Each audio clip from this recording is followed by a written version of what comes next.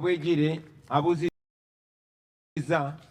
kyenjogera ku munnamagye omu gwe bayita Meja Kuteesa eyalabiddwa ku mikutu ng'alagira gurupu y'abayaaye n'ababbi ng'era awoninga bannayuganda nti munnayuganda yenna anaasangibwa ng'alina bendera y'eggwanga mu dduuka lye oba mu bizinesi ye nti ababbi bagenda kujja bamubbe. Pozi okukibakubira mu ttooki n'okukyangaza obulungi, Meja Kuteesa, Meja Emma Kuteesa, musirikale w'eggwanga erya UPDF ali ku ddaala lya Meja. Naye Kuteesa ne Christopher Damulira balina omulimu gwe badde bakolera Museveni nga beetolola eggwanga lyonna nga bagenda mu biseguusi oba mu geto ez'enjawulo nga bakuŋŋaanya abamenyi b'amateeka, ababbi n'abakozi b'ebikolobero. Abamu bagenda mu makomera ne babajjayo ne babasuubiza nti singa banaakolera gavumenti ya Museveni emisango emirimu egyo emicaafu egiri egy'omu okutulugunya abantu, okuba abantu naddala b'opposition, bajja kuba tebalina musango era gavumenti ejja bakuuma. Era be bayaaye n'ababbi n'abatemu be mwalabako nga Museveni agenda okwewandiisa nga bayita mu kibuga nga banyagulula abantu nga bakuba abantu. Omukyalo omu gwe bakuba yafa n'okufa. Mu be banyagulula mwalimu ne Jessica Lupo, naye tewali musango gwonna gwe babagulako. Kaakati kubanga bannayuganda batandise okweyagalira mu bendera yaabwe, Meja Kuteesa yalabiddwako ng'akubye olukuŋŋaana ng'alina abo abayaaye ng'abalagira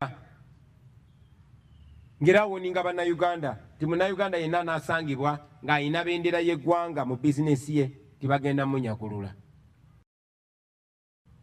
Kino kye ŋŋamba Meja Kuteesa n'eddamulira n'abo be bakolera ti mmwe abali ku likodi nga muvugumaganya yunifoomu y'amagye g'eggwanga nga mulagira abamenyi b'amateeka okola ebikolobero, njagala mumanye ti kino tekikoma kati.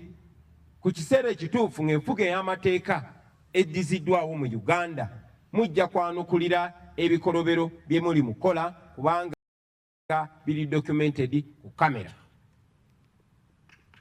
Era njagala n'okulabula abaana ba ghetto abali eyo mwe be bakozesa mu butamanya ti abo babakozesa ne bajja kumala babasuule mu kinnya. So be mwalaba kye bakola Zebula ne kye bakoze bannaffe abalala bangi nnyo. Mu kiseera kye kimu njagala okutuusa obubaka eri bannayuganda mwenna abatulaba. Okusookera ddala ddembe lyammwe sina ddembe naye buvunaanyizibwa bwaffe okwagala bendera yaffe, ogyeyagaliramu, okugyagaza abantu, okugiwa ekitiibwa n'ogyenyumirizaamu. Era njagala okubasaba bendera y'eggwanga giteeke buli w'osobola mu nju yo, obeere ng'ogirabako ng'oddamu omwoyo gw'eggwanga, ogiyigiriza abaana bo, ogyagaza abaana bo, ogyagaza emikwano gyo, na buli atamanyi bendera ya ggwanga kyetegeeza gimuyigirize nti eno bendera si ya muntu, si ya kibiina kya bufuzi, wabula eno bendera ya ggwanga. Buli omu oba owagiraani oba ofaanana otya kasitoba ng'oli munnayuganda, eno bendera ogiinako omugabo gwe gumu era ekwesa ekitiibwa kye kimu. Mu kaseera ke kamu njagala okunga bannayuganda mwenna abali eyo nti bwe mulaba omuntu yenna, omubbi yenna, omuzigu yenna oba omumenyi w'amateeka yenna ng'alumbye munnayuganda, ng'alumbye edduuka lya munnayuganda oba ennyumba ya munnayuganda, okulinyagulula kubanga alina bendera y'eggwanga, mumukoleko ng'amateeka bwe galagira. Ate oba tubakunga okuyamba bannayuganda bannammwe okubalwanirira n'okwerwanako ng'omubbi yenna abalumbye ne bw'aba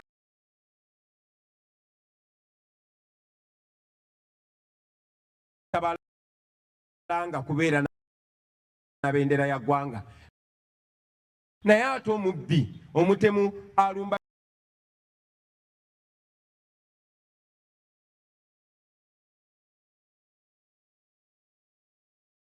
bizinesi yo ng'akulanga kwagala ggwanga lyo, njagala obbakunga mwenna Nkwaniriza nate gwe mukwano gwaffe atugoberera updates His Excellency President Robert Kyagulanyi Ssentamu nga presidential candidate akwatidde ekibiina ekya National Unity Platform yavuddeyo enkya y'olunaku olwaleero nate n'ayongera okukikaatiriza n'agamba nti yaggudde mu lukwe. Waliwo olukwe lw'okubanga bamukwata bamusibe nga akalulu ka 2026 tekanaba kubanga katandika. Omukulu Kyagulanyi Ssentamu bino abyogedde enkya y'olunaku olwaleero ne mu address eyabaddewo nga tutandika omwaka. Kyagulanyi Ssentamu alina abantu be yazze nga alumiriza era mu katambi kano akaddako tujja kubanga tukuplayingira abo ab'ebyokwerinda bazaalumiriza okubanga be beenyigidde mu kubanga bakwata abawagizi b'ekibiina ekya NUP abamu n'okubanga bakola obuvuyo obw'enjawulo.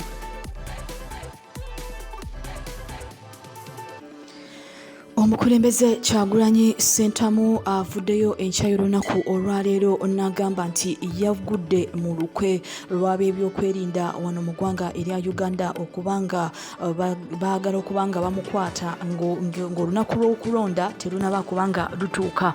Era omukulu ono yavuddeyo n'agamba nti balina enteekateeka ey'okukwata bawambe bannayuganda ab'enjawulo mu bitundu eby'enjawulo nga bwe baakikola mu Novemba 2022. Omukulu Kyagulanyi Ssentamu avuddeyo n'agamba nti bino byonna baagala okubanga babikola okusobola okubanga bakwata abantu ab'enjawulo awamu n'okubanga bawamba abawagizi be, era kino kibasobozese okukola deployments ez'enjawulo mu bitundu eby'enjawulo mu ggwanga lino erya Uganda.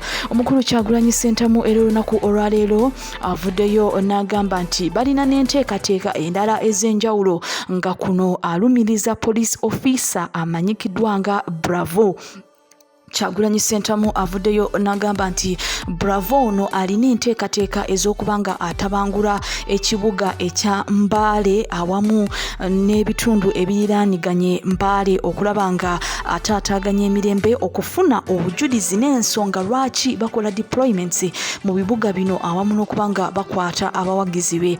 Omukulu Kyagulanyi Ssentamu era avuddeyo n'ayogera ku plans endala ab'ebyokwerinda ze balina ku bulamu bwe. Omukulu yavuddeyo era n'agamba nti balina enteekateeka ez'okwambaza abamu ku bavubuka engoye eza red oba engoye eziraga nti bawagizi ab'ekibiina ekya NUP awamu n'okubanga abavubuka bano bajja kubakozesa ensobi omuli okutaataaganya emirembe n'okwenyigira mu bikolwa ebityobola eddembe ly'obuntu. Omukulu Kyagulanyi Ssentamu avuddeyo n'asaba abawagizi be okusigala nga bamirembe n'obuteenyigira mu bikolwa ebityobola eddembe ly'obuntu ebiyinza okubanga bibaleetera obuzibu. Bino bize oluvannyuma lw'okubanga olunaku olw'eggulo Kyagulanyi Ssentamu mu address gye yakoze olunaku olw'eggulo mu mwaka guno omupya ogw'2026.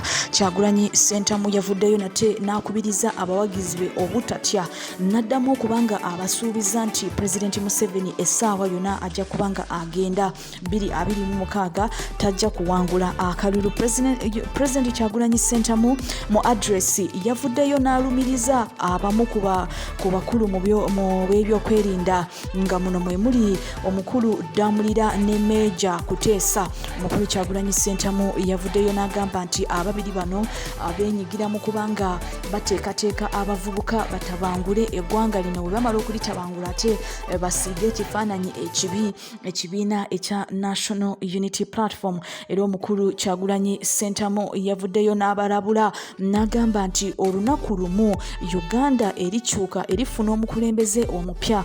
Uganda erifuna enkola ey'amateeka entuufu egoberera amateeka. Omukulu Kyagulanyi Ssentamu ababiri bano yavuddeyo nate n'abalabula n'agamba nti akaseera ako bwe kalituuka abantu bano bajja kubanga bakisasulira, abantu bano bajja kubanga bavunaanibwa mu mateeka, ebikolobero byonna bye bazze bakola bajja kubanga babisasulira.